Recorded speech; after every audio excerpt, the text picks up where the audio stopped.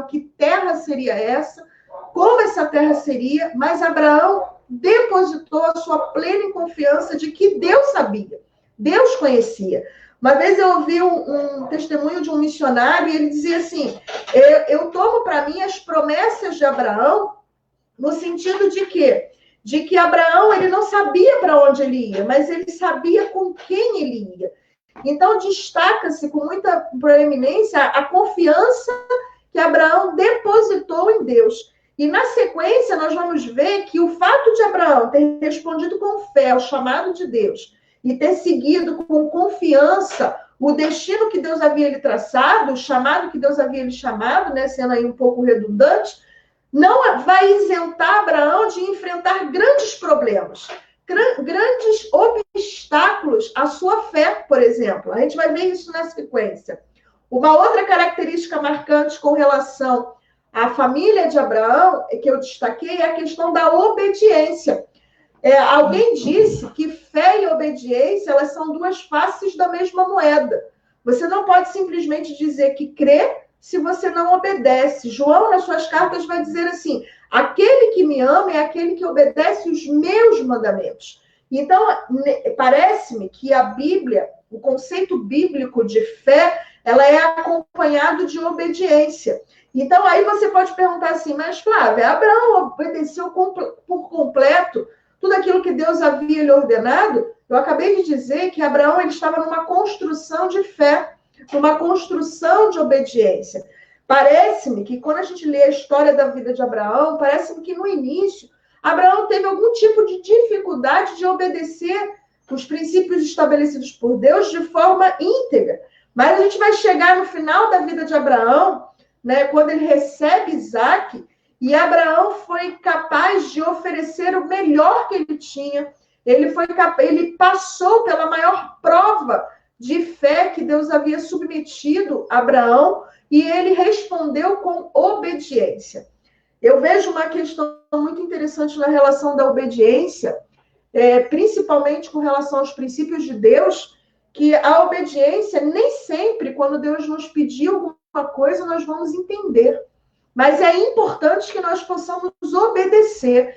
E eu queria rapidamente citar o episódio dos discípulos, né? Não discípulos ainda, mas daqueles pescadores que voltavam daquela cansativa noite de pesca, frustrados, desanimados, e eles encontram o Rei dos Reis naquela praia. E quando Jesus chega até aqueles pescadores, talvez ali desanimados, cansados, por uma noite sem pegar peixe algum, e Jesus os convoca, né, os exorta a lançar a rede do outro lado. E ali Pedro dá uma resposta de obediência, porque ele fala assim, Senhor, passamos a noite toda e nada pescamos. Mas no mesmo momento, Pedro fala assim, mas pelo poder da tua palavra, assim o faremos. E quando Pedro lança a rede do outro lado, você deve conhecer bem essa história, diz que eles pegaram tantos peixes, que o barco quase veio a naufrágio. Foram necessários 2 barcos para poder, aquela pesca, para poder equipar aquela pesca maravilhosa ali naquele momento. Então, muitas vezes eu entendo que a obediência nem sempre a gente vai entender, mas é importante a gente obedecer, porque Deus tem o melhor para nós. E uma outra coisa muito marcante, uma outra característica muito marcante na família de Abraão, é com relação à adoração. Você vai ver aí logo na sequência do capítulo 12, lá no finalzinho, no versículo 7, que o texto vai dizer que Abraão edifica ali um altar ao Senhor que lhe apareceram. Ainda nesse mesmo texto, a gente vai ver que lá no versículo 8, diz que novamente Abraão edifica um altar ao Senhor, onde ele invoca o nome do Senhor.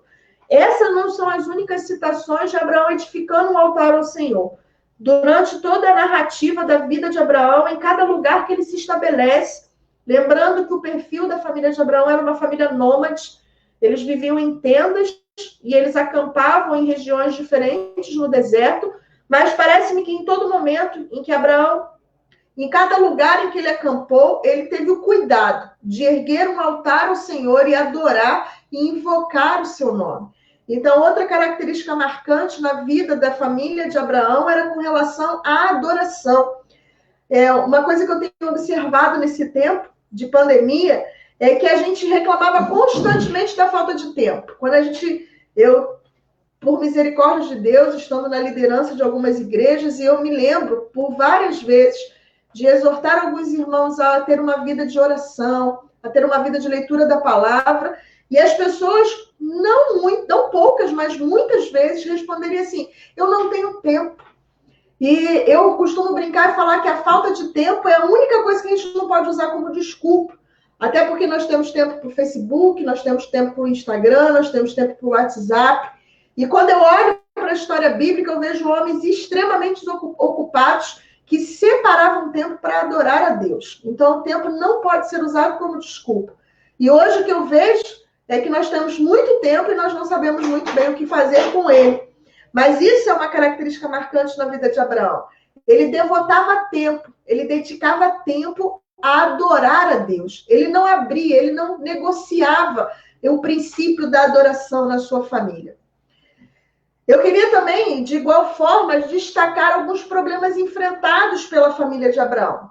Embora a família de Abraão tenha sido uma família que se destaca pela fé, pela confiança, pela obediência e pela adoração, isso não os isentou de problemas. O primeiro problema que eu destaquei aí é com relação às circunstâncias que Abraão teve que enfrentar. Nós vimos que Abraão ele era um homem muito próspero, vivia estabelecido numa cidade, talvez com alguma segurança econômica, segurança pessoal, mas ele vai para um lugar que ele não sabia onde era, e quando ele chega nessa terra, a gente não leu essa porção do texto, mas a partir do verso 10 ali, a primeira circunstância adversa que a família de Abraão enfrenta é com relação à fome, porque diz que a terra foi devastada por uma grande fome. Então, percebam, talvez Abraão, assim como eu e você, tenha pensado assim: mas eu não obedeci a Deus, eu não respondi com fé, eu não confio, eu não adoro Deus, então por que Deus permitiu que nós chegássemos aqui? A primeira situação difícil é com relação à fome. E eu entendo que Abraão, sendo um homem próspero, ele tinha recursos para conseguir alimento, porém ele não tinha os alimentos para poder adquirir. Então, talvez o mais difícil de não ter dinheiro para comprar é ter dinheiro para comprar e não ter o que comprar. E nesse sentido, Abraão só vê uma alternativa: ir para o Egito para poder ali conseguir alimento para sua família, alimentar aquela sua família. A gente viu que houve alguns problemas, alguns contratempos enfrentados por Abraão, e eu não quero me deter nesses contratempos, mas ele enfrenta alguns contratempos por conta disso. Além disso, uma outra circunstância difícil é que Deus fala que faria de Abraão uma grande descendência. Eu queria chamar a sua atenção para duas questões nessas circunstâncias difíceis. Era que Abraão já era idoso, a sua mulher, além de ter, como a Bíblia vai nos dizer, cessado o costume das mulheres, ou seja, possivelmente, eu entendo isso, que a Sara, ela já não ovulava mais, ela já não tinha mais o seu ciclo biológico, né, de fertilizar, ela já não possuía mais, então ela já não tinha mais isso. E, além disso, a Bíblia é clara em dizer que Sara era estéril. Então, como assim um pai de uma grande descendência? Eles não tinham filhos. Então, seria uma outra circunstância difícil. Queridos, eu queria dizer para você que, às vezes, Deus não muda as circunstâncias porque Ele está usando as circunstâncias para nos mudar, para trabalhar em nós e através de nós. Deus estava trabalhando o caráter da família de Abraão, a fé da família de Abraão, a obediência, a confiança, e Ele estava amadurecendo. E Abraão, ele enfrenta circunstâncias difíceis, e essas circunstâncias, lá na frente, vão ser situações positivas para a construção de quem foi Abraão. Outro problema enfrentado pela família de Abraão é a vida em terra estranha. Né? Ele vinha de um contexto tranquilo, que eu acredito, porque ele já estava bem posicionado, ele já tinha alguma influência, mas ele vai para uma terra estrangeira. Você vai ver aí que Abraão ele vai ter conflitos com alguns povos oriundos da terra onde ele estava se estabelecendo, a gente vê que Deus intervém sobrenaturalmente, mas é necessário que Abraão tenha um tipo de jogo de cintura, de bom senso para conviver com esses povos ali naquele momento da história. Então, além disso, né, aquelas pessoas que já tiveram oportunidade de viver em culturas diferentes, em terras estranhas, sabe das dificuldades que é você sair do seu contexto cultural, vamos dizer assim, usar exemplos simples, né? Da nossa comidinha do dia a dia, e ter que se acostumar tudo de novo, ter que reaprender uma nova cultura, um novo hábito. Então, tudo isso a família de Abraão teve que enfrentar naquele momento ali. Além disso, Abraão, sendo nômade, ele conviveu com pessoas estranhas, estrangeiras a todo momento. Outra questão que eu destaquei como problemas enfrentados pela família de Abraão é com relação aos conflitos familiares. No capítulo 13, a gente vai ver Abraão tendo um conflito com seu sobrinho Ló. Alguns vão dizer que esse conflito já era uma tragédia anunciada, porque se Abraão talvez tivesse obedecido na íntegra a ordem que Deus deu a ele de deixar a sua parentela, ele não teria posteriormente enfrentado esse conflito com o seu sobrinho Ló. Mas fato é que eu vejo que em todos os detalhes Deus estava cuidando de Abraão, da família de Abraão. Porque nessa narrativa aí você vai ver que o conflito ele era gerado pelos empregados de Ló e os empregados de Abraão. Porque a terra onde eles estavam acampados naquele momento não conseguia dar assistência aos animais de ambas as famílias. E eu vejo que a iniciativa de Abraão foi uma resposta muito prudente, porque Abraão mostra para Ló, eis aqui as campinas e eis as montanhas. Escolhei agora onde você quer habitar. Se você for para o norte, eu vou para o sul. Se você for para o sul, eu vou para o norte. Então, Abraão entendeu no momento exato que era necessário se separar naquele momento. Ele teve o bom senso, a orientação de Deus. É óbvio que quando você vê a escolha, e quando você vê que Ló escolhe as campinas de Moabe, ali próximo às águas, o que seria fácil para poder manter o seu rebanho, parece-me que Ló aproveitou da situação para escolher o melhor lugar. Alguns vão dizer ainda que Abraão não perdeu por ter escolhido as montanhas, porque ele foi poupado. A sua família não sofreu corrupção que a família de Ló sofreu. Então, a gente vê também Deus cuidando dos mínimos detalhes. Lá na frente, você vai ver um outro conflito gerado dentro da família de Abraão, e um conflito também que foi por uma escolha errada por parte de Sara, quando Sara, tentando apressar o cumprimento da promessa desse descendente tão esperado, ela dá Agar para Abraão. E Abraão aceita sem muita discussão, e mais tarde a gente vai ver a serva e a senhora tendo conflitos. E mais uma vez a gente vai ver Abraão tomando decisões e tendo ali uma intervenção sobrenatural de Deus para solucionar aqueles conflitos. E quando a gente olha para isso, eu particularmente me sinto muito humana. Por quê? Porque onde houver pessoas, vai haver problemas de relacionamento. Dentro de uma casa existe um marido e uma esposa, muitas vezes, que pensam diferentes, que têm gostos diferentes. E, num dado momento, essas preferências, esses gostos, as muitas qualidades e os muitos defeitos vão se chocar. Eu que tenho 2 filhos, eu vejo o quanto é difícil harmonizar ali, porque eles são 2 pessoas de temperamentos diferenciados. E eu, como mãe, meu esposo como pai, temos que muitas vezes lidar com essas diferenças. Além disso, eu falei de um conflito interno, né, do ambiente interno de Abraão, que foi da esposa e a serva, e falei de um conflito externo, de parentes. Então, além disso, nós temos também que conviver com os nossos parentes. E eu quero dizer para você nessa manhã algo que a Bíblia já disse. Se depender de nós, tenhamos a paz com todos. Aquilo que depender de você, tenha paz com todos. Muitas vezes, nós erramos porque tomamos atitudes precipitadas, falamos na hora errada e falamos o que não deve ser falado. Enquanto talvez a nossa iniciativa seria se recolher, consultar ao Senhor para poder dar uma resposta sábia.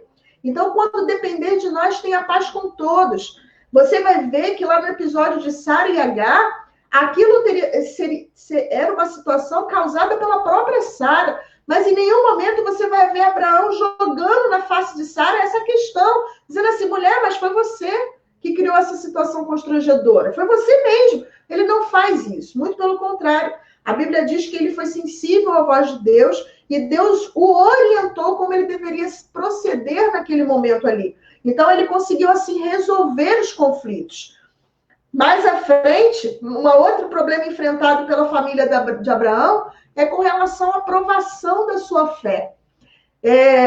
Abraão, durante todo o tempo, ele foi provado em cada sentido, em cada detalhezinho. A gente vai ver que o texto do capítulo 12 vai dizer que quando Abraão foi chamado, ele contava já com a idade de 75 anos. Quando você vai mais à frente, lá no capítulo 15, Abraão já contava com seus 90 anos. Então, já haviam se passado 15 anos. E lá na frente, lá no capítulo 22, quando de fato chega o filho da promessa, Abraão já contava com a idade de 100 anos. Então, se você é bom em matemática, você vai rapidamente entender que Abraão esperou pelo cumprimento da promessa 25 anos. Ele passou pelo que eu chamo aí a prova do tempo. Né? E não é que Abraão não teve dificuldade ou ele não teve que lidar com a fragilidade da sua fé, com a fraqueza da sua fé. Mas ele passou pela prova do tempo e ele foi enfrentando cada obstáculo porque Deus o estava tratando. E aí, como se não bastasse, depois da prova do tempo, dos 25 anos de espera que ele teve que enfrentar, e a gente vai ver, não com detalhes, mas que Abraão, ele tomou algumas iniciativas, tentou tomar o lugar de Deus, isso trouxe consequências desastrosas para a sua vida, mas como se não bastasse, quando o filho da promessa de fato chega, e eles cantam o louvor ao Senhor, põem o nome de Isaac. Quando Isaac contava com aproximadamente 16 anos, Deus o pede em sacrifício. Então, essa foi a maior prova de fé que Abraão enfrentou. E ele saiu vencedor dessa prova de fé. Nós precisamos entender que, assim como a Bíblia diz, Deus não nos dará nada daquilo que nós não possamos suportar. Deus não vai permitir que nenhuma prova nos advenha além dos limites da nossa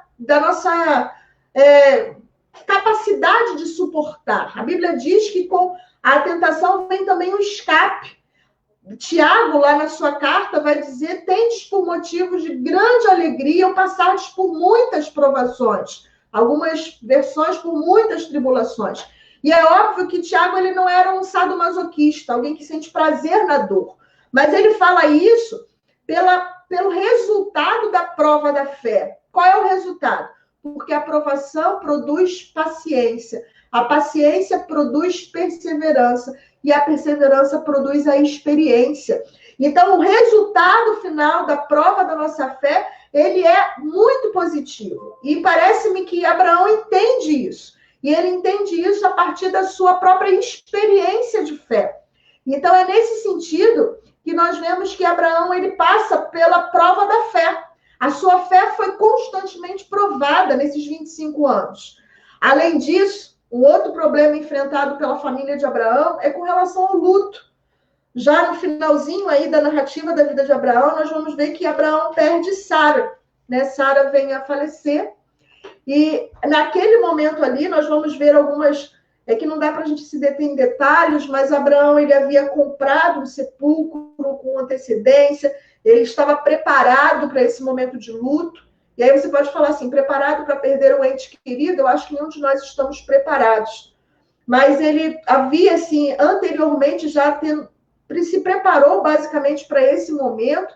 E naquele momento ali, a gente vai ver Abraão sofrendo pelo luto, né, de Sara, a esposa que havia muitos anos convivido com ele.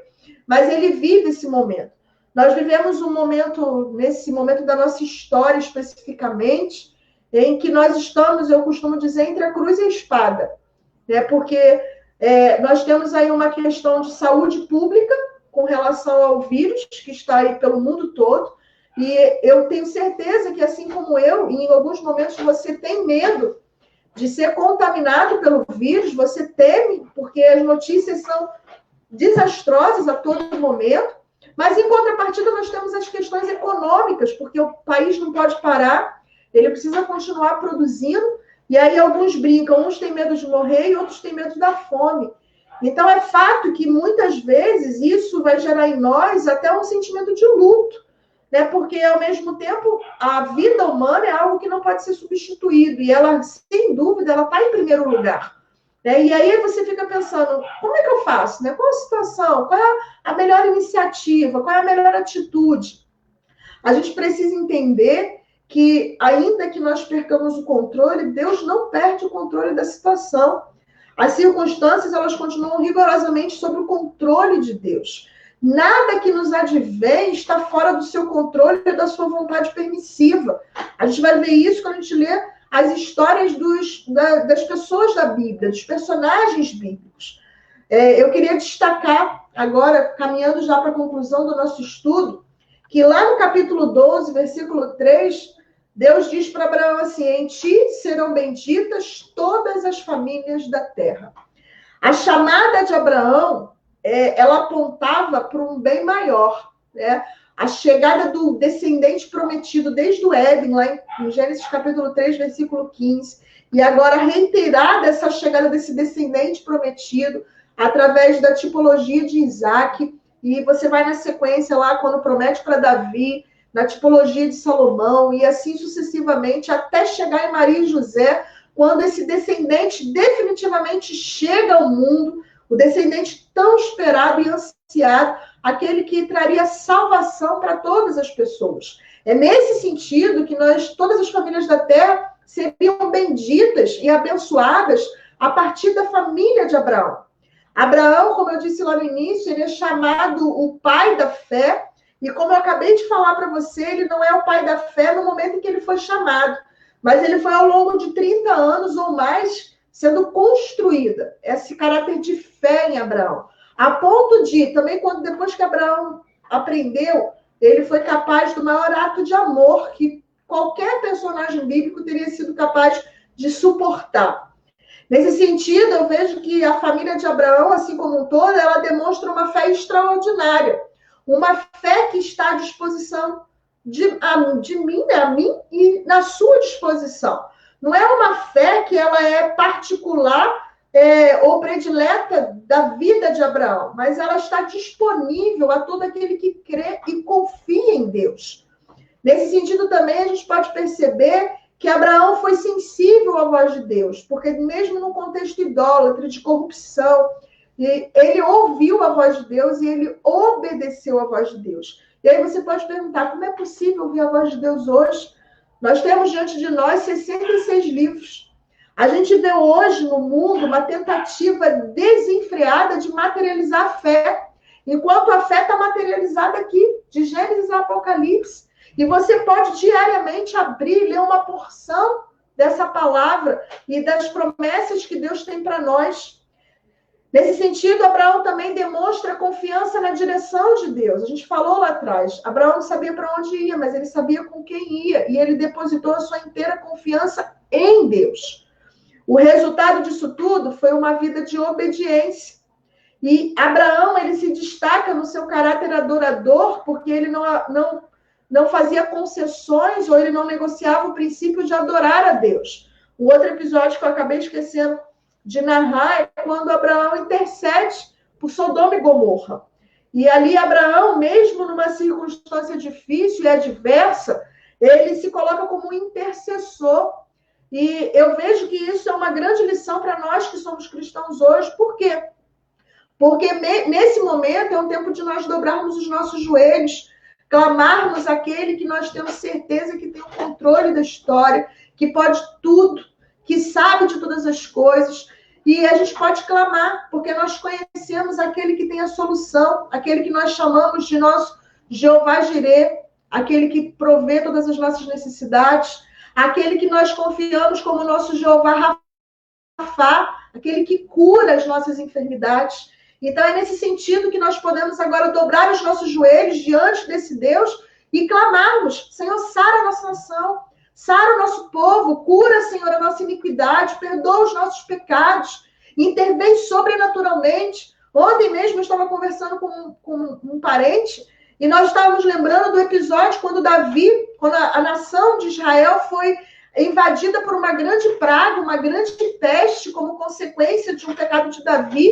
E a Bíblia diz que Davi orou, Davi clamou. E o texto é claro em dizer que Deus se encheu de íntima compaixão, e aquela praga que deveria durar 3 dias, ela dura metade de um dia. Então Deus interveio sobrenaturalmente naquela praga. Embora eles tenham perdido milhares de pessoas, Deus poupou misericordiosamente a vida de outros milhares de pessoas. Então chegou o tempo de nós dobrarmos os nossos joelhos e clamarmos. O Deus da família de Abraão é para quem eu quero chamar a sua atenção nesse momento agora. Eu tenho certeza que quando você abre a sua Bíblia, você vê lá o Deus de Abraão, o Deus de Isaac e o Deus de Jacó. Eu quero dizer para você que o Deus de Abraão e o Deus de Isaac e o Deus de Jacó é o meu Deus e o seu Deus. E sabe uma característica marcante nesse Deus? Que quando você faz um estudo antropológico e um estudo arqueológico, isso mais um conceito acadêmico, né? Você vai ver que não tinha muita diferença entre o Deus de Israel e o Deus pagão daquela época. Mas qual era a diferença básica no conceito do Deus de Abraão, Isaac e Jacó? Era que esse Deus buscava ter um relacionamento com o seu adorador. Você vai ver Deus indo em busca de Abraão, chamando Abraão num contexto bem adverso, um contexto idólatra. E aí você vai ver Deus se revelando a Abraão, Deus animando a fé de Abraão. Então é um Deus que constantemente, continuamente busca ter um relacionamento com a família de Abraão. Então é nesse sentido que eu tenho que confiar nesse Deus, que é o mesmo Deus que está hoje. Ele é o mesmo ontem, hoje e será eternamente. Eis que estarei convosco todos os dias. Quando Jesus, depois de ressurreto, a Bíblia vai dizer que ele ainda permanece 40 dias sobre a terra, se revelando aos discípulos de forma esporádica, aparecia num dado momento, desaparecia. Quando você vai ver ali a questão pedagógica desse momento de Jesus, era para que aqueles discípulos que estavam tão acostumados com a presença física de Jesus, eles se acostumassem agora com a presença real de Jesus, mas espiritual, que Jesus estaria com ele todos os dias, até a consumação dos séculos, assim como ele mesmo prometeu. E esse Deus está conosco, seja nos momentos bons, ou seja nos momentos maus, seja no momento de fartura, ou seja no momento de escassez. Ele não nos abandona. Outra questão que eu destaco na característica, no caráter do Deus de Abraão, e no meu Deus e no seu Deus, é o Deus que cumpre as suas promessas. A gente falou que Abraão teve uma longa espera. E uma das coisas que eu tenho visto nesse momento de pandemia, alguns desafios que nós temos enfrentados é com relação à espera. E como nós vivemos numa sociedade chamada sociedade fast food, né, do imediato, do ontem, do não saber esperar, um exemplo disso é que a gente vai à maior companhia de fast food, nós pedimos a nossa comida pelo número. E aí a gente, acostumados a esse imediatismo, nós não sabemos esperar. E a Bíblia diz, lá o salmista vai dizer no Salmo 40, esperei com paciência no Senhor e ele se estendeu para mim e ouviu o meu clamor. Deus cumpre as suas promessas. Tem um ditado popular que diz que Deus, ele escreve certo por linhas tortas, e eu não aceito isso de maneira nenhuma. Deus, ele faz no tempo oportuno. Ele não está preso nem ao meu e nem ao seu tempo. Paulo, lá na carta aos Efésios, vai dizer que nós somos sábios e não devemos viver como nécios, como loucos, como imprudentes nesse mundo, mas nós precisamos remir o tempo de maneira sábia, porque os dias são maus. E eu nunca vi tanta relevância nesse texto como eu vejo agora, nesse momento. Deus é o Deus que cumpre promessas. E aí você pode perguntar, mas qual é a promessa de Deus para a minha vida? A Bíblia está cheia delas. Eu nunca, jamais te desampararei. É uma promessa. Estarei convosco todos os dias até a consumação dos séculos. É uma outra promessa. E tantas outras. Aqueitai-vos e saber que eu sou Deus. É uma outra promessa. E existem inúmeras, dezenas, milhares de promessas nesse livro chamado Bíblia. É só você abrir e se apropriar dessas promessas de Deus. de que Deus nunca nos abandona, nunca nos deixa, de que Ele está conosco o tempo todo. Rapidamente, alguns desafios que nós enfrentamos nesse tempo de pandemia, que a gente pode aí destacar, é que a gente não sabe, por exemplo, com relação à duração do isolamento social. Cada vez que a gente liga a televisão, esse isolamento ele foi prorrogado por uma data posterior. Eu tenho observado que a OMS, o Sistema Público de Saúde, cada hora ele te dá uma data diferente com relação ao pico da doença. E aí você fica... Eu, particularmente, fico meio que perdida, porque parece que eles não sabem muito bem o que fazer. E, baseado, paralelo a isso, nós temos a questão da duração do isolamento social. Nem eu nem você temos certeza de nada. Agora foi prorrogado até o dia 11, outros dizem que foi prorrogado até o dia 15. Então, a gente não sabe muito bem quanto tempo isso vai durar. E isso acaba gerando em nós uma certa ansiedade, sem saber muito bem, porque parece-me que nós temos o hábito de querer manter as coisas o controle da nossa vida nas nossas mãos. E uma coisa que eu tenho aprendido nesse tempo de pandemia é que nós não temos o controle de nada. Isso é uma ilusão de que nós podemos controlar as coisas. Uma grande prova disso é esse vírus. Outro desafio enfrentado é com relação ao medo da infecção. Eu tenho certeza que, mesmo que você deposite a sua fé, a sua confiança em Deus, em algum momento você pensou, mas e se eu ficar doente? Será que eu vou conseguir reagir positivamente ao vírus? Assim como eles dizem, né, alguns vão contrair, mas não vão desenvolver a doença. Como é que será o meu desenvolvimento? Então, existe os nossos entes queridos que fazem parte do grupo de risco. Existe essa preocupação. Outro desafio enfrentado é com relação à frustração. Por que a frustração? Eu comecei o ano, a minha família, nós tínhamos projetos, nós tínhamos planos. E para todo esse ano, e eu confesso para vocês que eu comecei o ano de 2020 falando assim, esse ano vai ser um ano diferente. Olha que surpresa, ele realmente está sendo diferente. Mas nada de como eu planejei. Então, isso, querendo ou não, gera em nós alguma frustração. Além disso, vem a questão do TED, porque, como eu falei anteriormente, nós reclamávamos da falta de tempo e agora a gente tem excesso de tempo e não sabe muitas vezes o que fazer com ele. Outra questão é com relação ao confinamento. O que é o confinamento? É a redução da capacidade social e a diminuição do contato físico. E isso eu vejo não somente um problema de saúde física, mas um problema de saúde emocional, porque a Bíblia vai dizer que nós somos seres sociais, criados para viver em sociedade.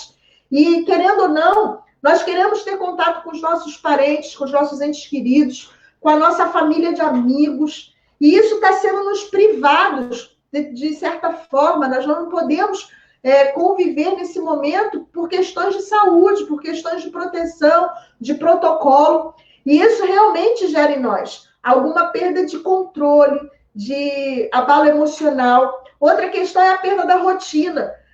Os psicólogos afirmam que todos nós precisamos de rotina. E isso começa desde o jardim de infância, né? Vou até antecipar. O bebê, quando nasce, a mãe começa ali no dia a dia, nos primeiros dias ela está um pouco perdida, mas rapidamente ela consegue criar uma rotina. O bebê tem a hora de mamar, tem a hora de dormir. E nós somos acostumados a seguir rotinas.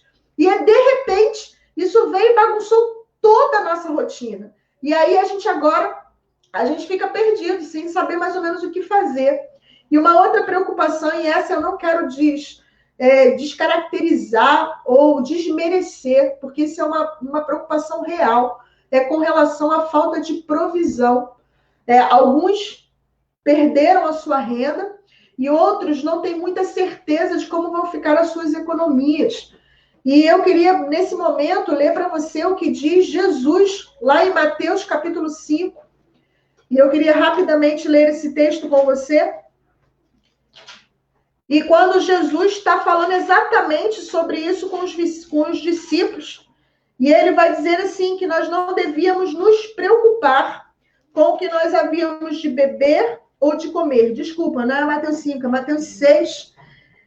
Lá no versículo 31, ele diz assim, portanto, não vos inquieteis dizendo o que comeremos, ou que beberemos, ou com que nos vestiremos, porque os gentios é que procuram todas essas coisas. De fato, o vosso Pai Celestial sabe que precisais de tudo isso. Sabe por que nós não devemos nos preocupar?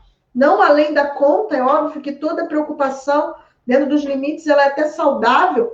Nós devemos, a Bíblia não condena que tenhamos provisão, mas basicamente a Bíblia diz que nós devemos repousar a nossa inteira confiança no nosso Pai, porque Ele é Pai. E Ele, assim como Pai, Ele cuida dos seus filhos. E Ele sabe de tudo aquilo que nós precisamos. Por isso, nós podemos repousar. E o texto ainda continua, lá no versículo 34, ele diz assim, o Senhor Jesus dizendo, não vos inquieteis, pois, pelo dia de amanhã, porque o dia de amanhã trará suas próprias preocupações. Basta cada dia os seus problemas. Então, a gente precisa entender que é para vivermos a cada dia, e eu tenho entendido, na minha pouca caminhada de fé, que cada dia Deus tem derramado sobre nós misericórdia e graça suficiente para enfrentarmos o problema do dia a dia.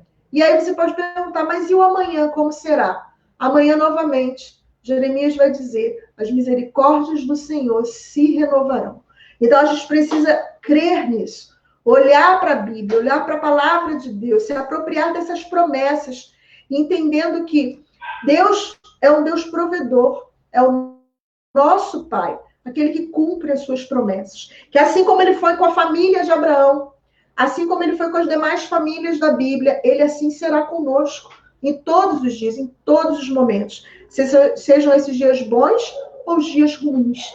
Que nós possamos, assim como nós acabamos de estudar, assim como Abraão, nós vivemos em dias difíceis, muito difíceis em todos os sentidos, não somente com relação ao Covid-19, mas com relação à economia, com relação à política, são momentos de incerteza, mas que possamos depositar a nossa fé. A Bíblia diz, uns confiam em carros, outros em cavalos, mas nós confiamos no Senhor dos Exércitos, no Deus de Abraão, Isaac e Jacó. Que nós possamos repousar a nossa inteira confiança, mas que essa fé, essa confiança, ela gere obediência.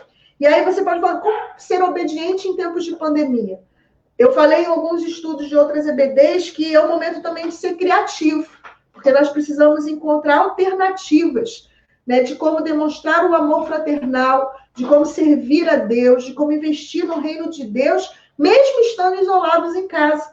Então, é o momento também de nós orarmos e pedirmos a Deus, Senhor, abra os nossos olhos, assim como Eliseu orou pelo seu moço lá, abra os nossos olhos, dá-nos ouvidos e olhos sensíveis à tua voz e aquilo que o Senhor quer que façamos.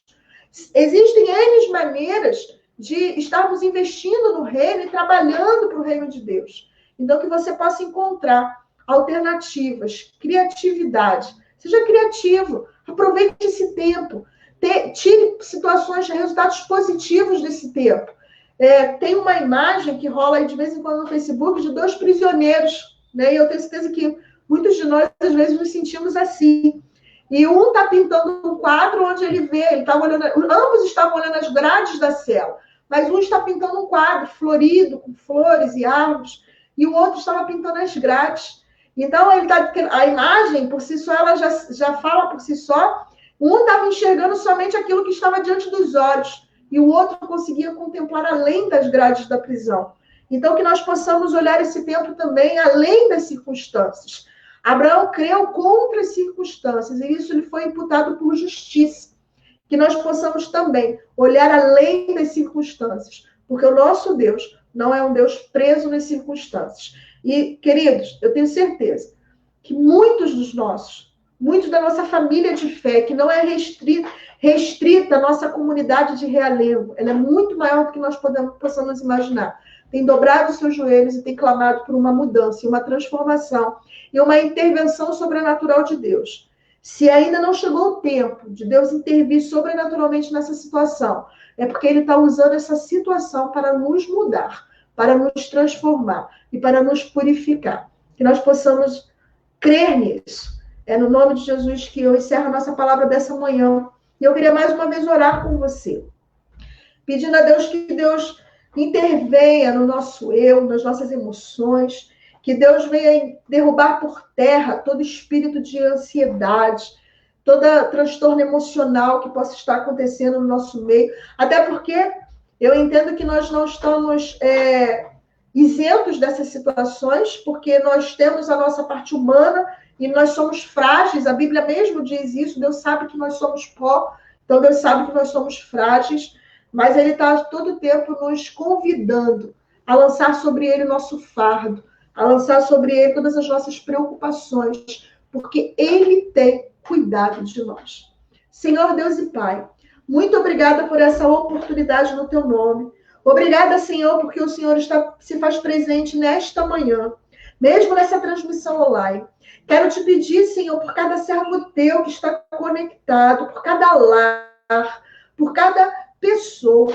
Nós não queremos, Senhor, desmerecer de maneira nenhuma aqueles que têm entes queridos que estão enfermos, que o Senhor venha e intervenha sobrenaturalmente sobre a saúde dessas pessoas. Nós temos também servos teus que têm chorado luto, porque perderam pessoas muito queridas para essa doença. Que o Senhor também venha com seu conforto sobrenatural sobre a vida de cada um de nós. Ainda assim, Senhor, queremos, como a tua palavra diz, que devemos depositar sobre ti todas as nossas necessidades, tudo aquilo que inquieta o nosso coração, e queremos colocar a nossa vida financeira nas tuas mãos. Queremos te colocar, Senhor, a nossa provisão, a nossa despensa, as nossas contas, que o Senhor possa estar intervindo também de maneira sobrenatural sobre essa situação, abrindo, Senhor, oportunidades de trabalho para que cada servo teu, de cada dia, que assim como o Senhor fizeste com o povo no passado, quando diariamente o Senhor providenciava o maná, que o Senhor possa, de igual forma, estar fazendo com o teu povo nesse tempo, nessa localidade, nessa hora. Te pedimos, Senhor, que o Senhor possa estar intervindo sobrenaturalmente nessa situação mundial. Vimos que alguns países já têm conseguido contornar a situação e retornar às suas atividades normais, e te pedimos que o mesmo haja no nosso país. Te pedimos pelos nossos governantes, te pedimos pelos governadores, pelos prefeitos, pelo presidente da República, que o Senhor dê sabedoria vinda do alto aos teus servos. Mas te pedimos ainda pelos nossos líderes religiosos. Te pedimos pelos pastores das diversas igrejas que têm sido desafiados continuamente a como lidar e a como pastorear pessoas nesse momento de pandemia. Dar-nos uma palavra vinda do alto céu, que vá ao encontro de cada necessidade, que conforte os corações, que traga um pouco de paz, e que aquilo que o Senhor nos prometeu, que a paz que excede todo entendimento, guardará nossa mente e coração.